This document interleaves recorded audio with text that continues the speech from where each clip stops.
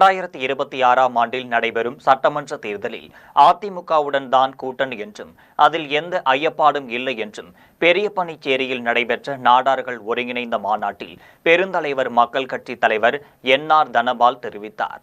சென்னை அடுத்த குன்றத்தூர் பிரதான சாலையில் பெரியபனிச்சேரியில் தமிழ்நாடு நாடார் பேரவை மற்றும் பெருந்தலைவர் மக்கள் கட்சியும் இணைந்து தென் சென்னை மாவட்ட நாடார்கள் ஒருங்கிணைந்த மாநாடு உதயகுமார் தலைமையில் நடைபெற்றது.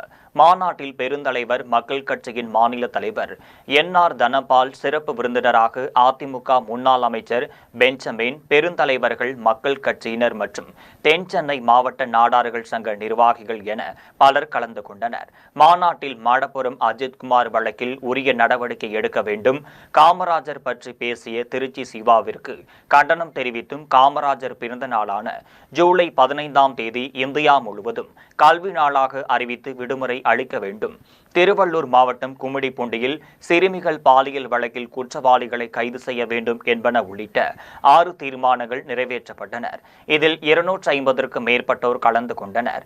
மாநாட்டை தொடர்ந்து என்.ஆர். தனபால் செய்தியாளர்களை சந்தித்து பேசினார். அப்போது 2026ஆம் ஆண்டில் நடைபெறும் சட்டமன்ற தேர்தலில் அதிமுகவுடன் தான் கூட்டணி என்றும் அதில் எந்த ஐயப்பாடும் இல்லை என்றும் தெரிவித்தார். இந்த வருத்தம் தெரிவிக்கல, நிச்சயமாக வருத்தம் தெரிவிக்கலாம். அதாவது அவர் பட்டுப்படாமல், அதாவது நான் காமராஜர் பற்று கொண்டவன், காமராஜர் மரியாதை கொண்டவன், இப்படியெல்லாம் சொல்கிறார். வெளியே நான் தவறு செய்திருந்தால் எல்லாம் சைவர் செய்து விட்டேன், என்னுடைய வாய் தவறி வந்து விட்டது என்ற வார்த்தை கூட சொல்லவில்லை என்கின்ற காரணத்தினால்தான் ஏன் இன்று கூட்டணி இருக்க காங்கிரஸ் கட்சிக்காரர்களே, அதாவது திருச்சி வீரசாமி அவர்கள் மிகவும் கடுமையான கண்டனத்தை தெரிவித்திருக்கிறார். பிரதமர் மக்கள் கட்சியை நாங்கள் கோரிக்கை என்னவென்றால், வைணவம் சைனவமத்தை சொல்லி எப்படி பெண்களை இழிவுபடுத்தினார் பொன்முடி அவர்கள்.